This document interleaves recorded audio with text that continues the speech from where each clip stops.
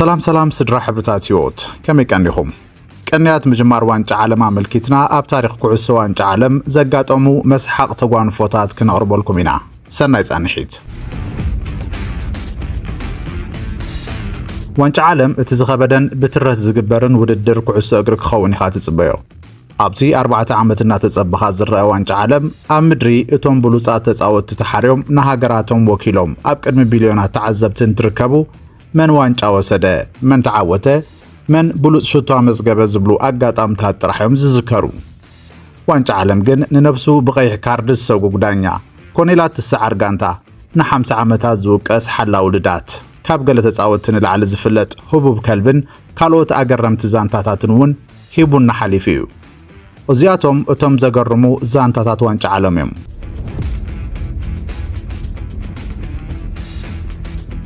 ابشحن 1966 قاصر اوروبايان هاجر انجليز شامناي وانج عالم نمت انغاد ابت شباشبلو زنبرت ورحي حدن عالم زسحقه ان انجليز دما زسنبر زينا تسمعه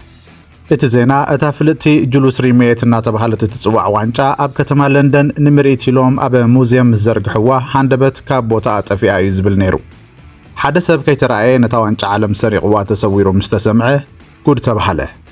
ፖሊስ እንግሊዝ በደረጃ ሀገር ምርመራ ካይድ ጀሚሩ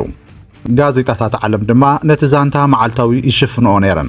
እንተኾነ ግን ጥርትብል ፍንጭ ክርከባ ይካለን ድሕሪኡ ድሕሪ ሓደ ሰሙን ፒክልስ ዝተባሃለ ከልቢ ኣብ ለንደን ምስዋኑ እንትንቀሳቀስ ኣብ ሓደ ኣብ ትሕቲ መኪና ዝተሓበ ዕሹግ ነገር ሽታ ክሽትት ጀመረ እቲ ዝገርም ነገር ከዓ እቲ ኣብ ጋዜጣ ተጠቕሊሉ ዝነበረ ኣቕሓ እታ ዝጠፍአት ዋንጫ ዓለም ኮይና ጸኒሓ እትን ፖሊስ ተጸገመ ሚስጥር ከዓ በሓደ ከልቢ ክፍትሕ ምኻሉ ሓደ ካብቲ ኣብ ታሪኽ ኩዕሶ እግሪ ዘደንጹ ዛንታ ኮይኑ ሓሊፉ እቲ ፒክልስ ዝተባሃለ ከልቢ ድማ ክሳብ ኣብቲ ጽምብል ናይ መወዳእታ ዋንጫ ዓለም እንግሊዝ ክርከብ ዝተዓደመ ህቡብ ከልቢ ኾነ ነታ ዋንጫ ዝሰረቐ ሰብ ግን ክሳብ ሎሚ ዘይተፈለጠ ሚስጥር እዩ ኣብ 1950 ቋጽራ ኣውሮፓውያን ብራዚል ዘዳለወት ዋንጫ ዓለም ድማ እቲ ካልእ ዘይርስዕ ፍጻመ የእንግዱ ዝሓለፈ ውድድር ኮይኑ ተመዝጊቡ ሃገር ብራዚል ዘእንገደቶ ውድድር ስለ ዝነበረ እቲ ጽዋዕ ንሳኽ ተወስዶ ርእሰ ተኣማንነት ዝዓብለሎ ልዑል ትጽቢት ተገይሩ ነይሩ ጋዜጣታት ናይ መወዳእታ ጸወታ ገና ከይተኻየደን ከሎ ብራዚል ከም ዝተዓወተት ዝጽብጽብ ኣርእስታት ሕቲመን ነይረን ኣብ ስታድየም ማራካኛ ልዕሊ 170,000 ተዓዘብቲ ተሰይሞም ኣለዉ ሃገር ብራዚል ዋንጫ ንምዕታር አንጻር ኡራጋይ ማዕረ መውጻእ ጥራሕ እኹል ኣይ ነይሩ እንተኾነ ግን ኡራጋይ ተዓዊታ እዚ መዓተ ማራካኛ እናተባሃለ ዝጽዋዕ ፍጻመ ኣዝዩ ዓቢ ስምባደ ብምንባሩ ኣብ ስታድየም ዝነበሩ ተዓዘብቲ ብዘስካሕክሕ ስቕታ ክወሓጡ እዮም ተራእዮም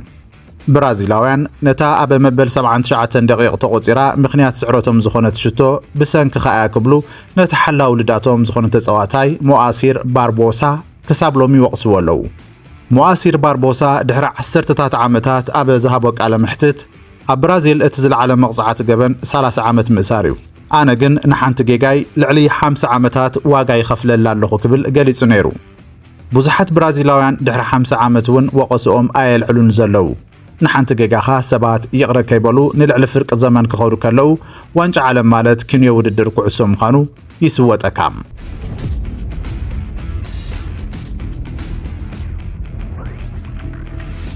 ኣብ 1982 ቋጽራ ኣውሮፓውያን ድማ ካልእ ሓደ ዓቢ ኣዝዩ ኣካታዕ ጸወታ ፊፋ ኣጋጢሙ ነይሩ እዚ ፍጻመ እዚ ኣካታዕ ጥራይ ዘይኮነ ብሰንኪቲ ኣጋጣሚ ፊፋ ዝነበሮ ሕጊ ክቕይር ዘገደደ ፍጻመ እዩ ኮይኑ ሓሊፉ ሃገረ ስፔን ዘእንገደቶ መበል 12 ዋንጫ ዓለም ንፈለማ እዋን ፊፋ ነቲ ቅድሚኡ 16 ሃገራት ዘሳተፈ ዝነበረ ውድድር ናብ 24 ሃገራት ዘዕበየሉ ኣጋጣሚ እዩ እምበኣር ኣብዚ ውድድር ምዕራብ ጀርመን ኦስትሪያ ኣልጀርያን ቺሊን ኣብ ሓደ ምድብ ዝበጽሐን ኮይኑ ኣብቲ ናይ ምድብ ጸወታ ምዕራብ ጀርመንን ኦስትሪያን ዝገበሮ ሽርሒ ኣልጀርያ ካብቲ ውድድር ንኽትእለ ገይርዋ እቲ ዝተገብረ ሽርሒ ሕስረት ኺኾን ተባሂሉ ዝፍለጥ ኮይኑ ኣብ መንጎ ኦስትሪያን ምዕራብ ጀርመንን ዝተገብረ እዩ ነይሩ ቅድሚ ሓደ መዓልቲ ጸወታ ምስ ሃገራዊ ጋንታ ቺሊ ተጻዊታ ዓወት ዘመዝገበት ሃገራዊት ጋንታ ኣልጀርያ ናብቲ ዝቕጽል ዙር ንኽትሓልፍ ውጽኢት ጸወታ ምዕራብ ጀርመንን ኦስትሪያን ክትጽበ ግድን ነይሩ እዘን ክልተ ናይ ኣውሮፓ ሃገራት ግን ነታ ኣፍሪካዊት ሃገር ኣልጀርያ ደርቤን ንሰን ተሓዛዚለን ክሓልፋ እየን ተራእየን እቲ ዝተፈጸመ ውዲት ድማ ምዕራብ ጀርመን ብናይ ሓደ ጎል ብልጫ ክትዕወት እሞ ክልቲአን ክሓልፋ እዩ ተኣሊሙ ጸወታ በመንጎ ምዕራብ ጀርመንን ኦስትሪያን ተጀሚሩ ምዕራብ ጀርመን በኣጉ ገና ኣብ 10 ደቂቕ ሽቶ ኣመዝገበት ድሕሪኡ ዝነበረ 80 ደቂቕ ግን ሓደ ዘይተለመደ ነገር ኣጋጠመ ክልቲአን ጋንታታት ምጥቃዕ አቋሪፀን እቶም ተጻወቲ ሽቶ ክኾኑ ዝግብኦም ቅልዓት ንሰማይ ክሃርሙ ተራእየ እቲ ቁጽሩ ከባቢ 41,000 ዝበጽሕ ዝነበረ ተዓዛቢ ድማ ተቆጥዐ ብተግባራት እቶም ተጻወቲ ዝተቆጥዑ ደገፍቲ ኢዶም እናወዛወዙ ክኸስዎም ጀመሩ እንተኾነ ግን ጸወታ ብዘይ ምንም ተወሳኺ ሽቶ ተወዲኡ ኦስትሪያን ምዕራብ ጀርመንን ምስ አልጀሪያ ማዕረ 4 ነጥቢ ሒዘን ብሽቶ ግን በሊፀን ተተሓሒዘን ናብ ዝቕጽል ዙር ሓለፋ አልጀሪያ ድማ ካብ ምድብ ከይሓለፈት ተረፈት ድሕሪኡ ምዕራብ ጀርመን ክሳብ ፍጻመ በፂሖም እኳ እንተነበሩ ብሃገራዊት ጋንታ ኢጣልያ 3-1 ተሳዒሮም እቲ ውድድር ተወዲኡ እዩ ድሕርታ ዘይፍትሓዊት ጸወታ እቲኣ ግን ፊፋ ኣብ ናይ መወዳእታ ምድብ ጸወታ መልኪቱ ሕግታት ቀይሩ እዚ ድማ እቶም ናይ መወዳእታ ዝግበሩ ጸወታታት ኣብ ተመሳሳሊ ሰዓት ክግበሩ እዩ እዚ ንአልጀሪያ ዋጋ ዝኽፈለ ፍጻመ ከዓ ሕጊ ዋንጫ ዓለም ዝቐየረ ተባሂሉ ተመዝገበ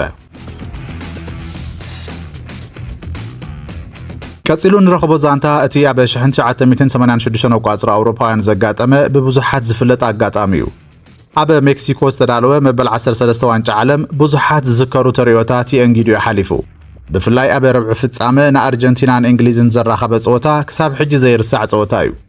ኣብዚ ጸወታ እቲ ኣርጀንቲናዊ ኮኸብ ተጻዋታይ ዲያጎ ማራዶና ናይቲ ዘመን ዝበለጸት ሽቶን ኢዳ ኣባ ጁጎ እናተባህለት እትፍለጥን ካልአይቲ ሽቶ ብምምዝጋብ ደሚቑ ዘምሰየሉ ምሸት እዩ ነይሩ እቲ ኣብ ረብዒ ፍጻመ ንእንግሊዝን ኣርጀንቲናን ዘራኸበ ጸወታ ቅድሚ ዕረፍቲ እኳ ባዶን እንተተወድአ ድሕሪ ዕረፍቲ ግን ኣብ መበል 50 ደቂቕ ዲያጎ ማራዶና ኩዕሶ ካብ ከባቢ ፍርቂ ሜዳ እናደፈ ኸይዱ ኣብ ከባቢ ጎል ምስ በጽሐ ንብጻዩ ከቐብሎ ተራእየ እቲ ኩዕሶ ዝተቐበለ ናይ ኣርጀንቲና ተጻዋታይ ክቋጽራ ስለ ዘይከኣለ እታ ኩዕሶ ኣብ እግሪ ተኸላኸላይ ሃገራዊ ጋንታ እንግሊዝ ዝኾነ ስቲቭ ሆጅ ክትወድቕ ክኢላ ነይራ እያ እንተኾነ ግን ካብቲ ከባቢ ክህድማ ዝሓሰበ ስቲቭ ሆጅ ነታ ኩዕሶ ንድሕሪት ናብ ገዛእ ልዳቱ ተቖሪጻቶ ኸደት ብድሕሪኡ በዚ ጸኒሑ ዘይተባሃለ ማራዶና ነታ ኩዕሶ ብኢዱን ብርእሱን ተሓጊዙ ናብ ሽቶ ቀየራ ናይቲ ዕለት ዳኛ ድማ ጎል ኢሎም ኣጽደቕዋ በታ ቀዳሚት ሽቶ ዝተነቃቅሑ ተጻወቲ ኣርጀንቲና ድሕሪ 4 ደቂቕ ማራዶና ንፍርቂ ጋንታ እንግሊዝ ብምሽካዕ ሓሊፉ ሓንቲ ካብተን ናይ ዘመን ዝጸበቓ ሽቶታት ኣመዝገበ ኣብ ውሽጢ ሒደት ደቂቕ ኩዕሶ እግሪ ሓደ ኣዝዩ ኣካታዕን ሓደ ድማ ኣዝዩ ብሉጽ ህሞትን ንተመልከቲ ዓለማዊ ወፈየ ጋንታ ሃገራዊት እንግሊዝ ድማ ሓንቲ ሽቶ ከቁጽሩ ዋላ እኳ እንተኻእሉ 2-1 ብዝኾነ ውጽኢት ተሳዒሮም ካብቲ ውድድር ተኣለዩ ኣርጀንቲና ድማ ክሳብ ፍጻመ በፂሖም ንምዕራብ ጀርመን 3-2 ብዝኾነ ውጽኢት ሲዒሮም ጽዋዕ ዋንጫ ዓለም ኣልዒሎም እዮም ዲያጎ ማራዶና ድማ ብሉጽ ተጻዋታይ ናይቲ ውድድር ተባሂሉ ተሸለመ ድሕሪ እቲ ውድድር ብዛዕባ እታ ኣንጻር እንግሊዝ ዘመዝገባ ሽቶ ዝተሓተተ ማራዶና ቁሩብ ብርእሰይ ቁሩብ ድማ ብኢድ ኣምላኽ ተሓጊዘ ኣመዝጊበያ ክብል ክሳብ ሕጂ ዝፍለጥ መልሲ ሂቡ ነይሩ ድሕሪኡ ድማ እታ ሽቶ ኢድ ኣምላኽ ወይ ድማ ሃንድ ኦፍ ጋድ እናተባህለት ክትጽዋዕ ጀሚራ